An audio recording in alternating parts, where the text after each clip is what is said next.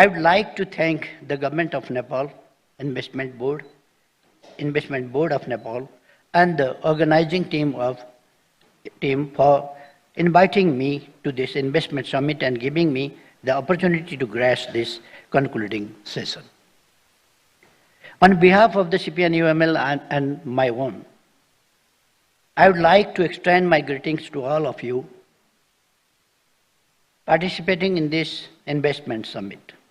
Particularly, I appreciate the presence of foreign delegates with your high interest in Nepal's quest for development through the promotion of private investment. We are encouraged by your participation and willingness to contribute to Nepal's development process through investment.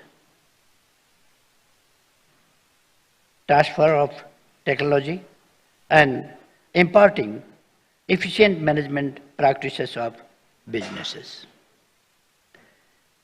Investment summits, occasionally hosted by Nepal, have been a platform to reinforce the solidarity of all political parties and development stakeholders collectively towards growth and development agenda of the country.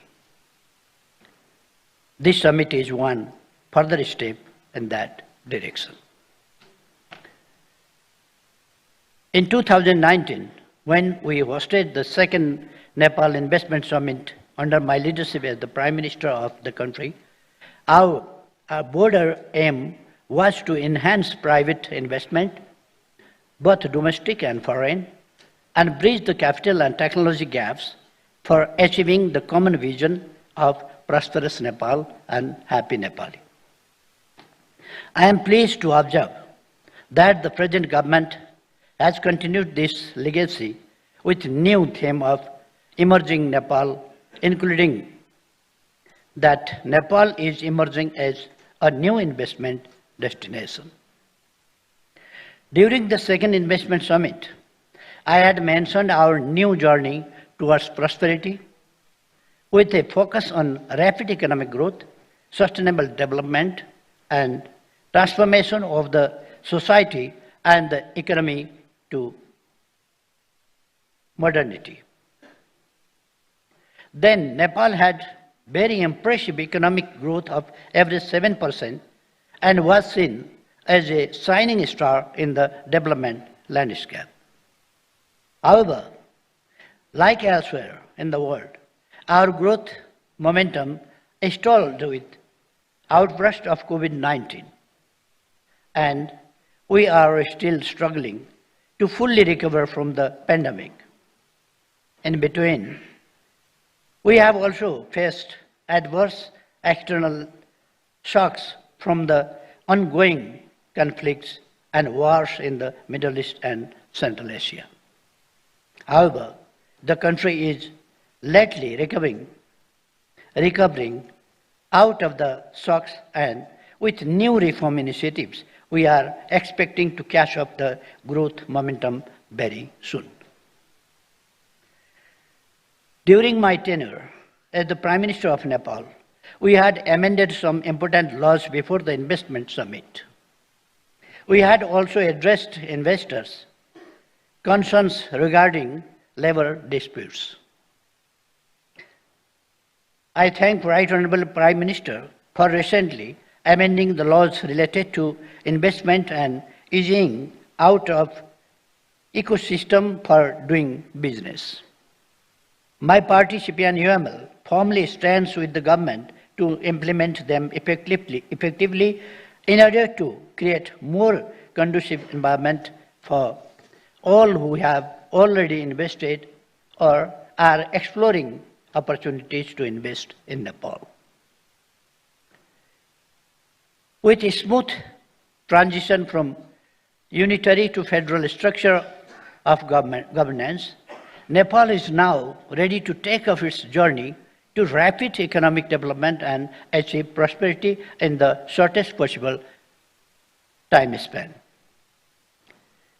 The immediate objective of our journey is to create a strong foundation for high, broad-based, and sustainable growth while engaging our youth bulge of productive ventures, creating jobs and ending absolute poverty.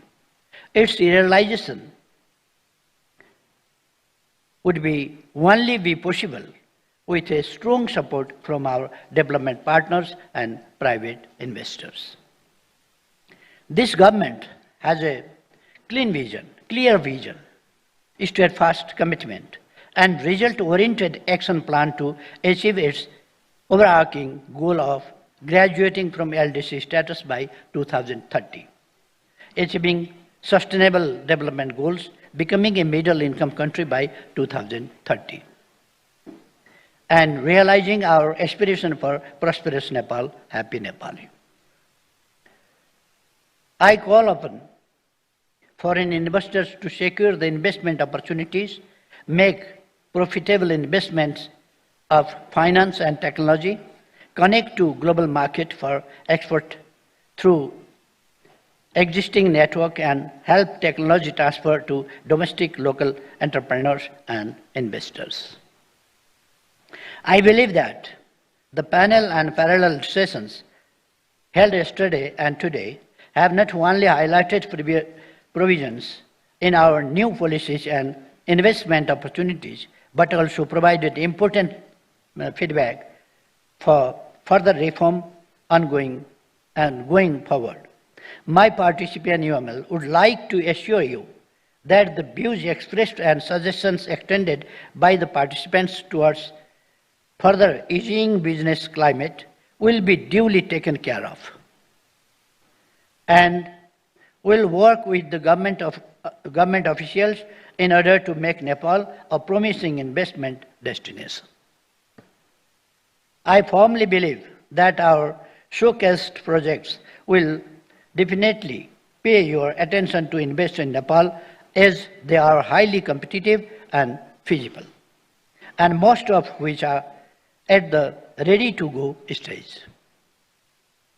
I sincerely encourage you to spend a few more days after this event to visit our countryside, enjoy natural beauties, discuss with our vibrant and dynamic private sector, feel warm hospitality of our honest citizens, and finally realize the prospect of investment opportunity in Nepal, as we know that seeing is believing.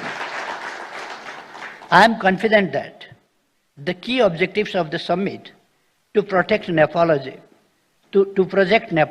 as a promising land of opportunities for investors has been achieved with the grand success of this Investment Summit 2024.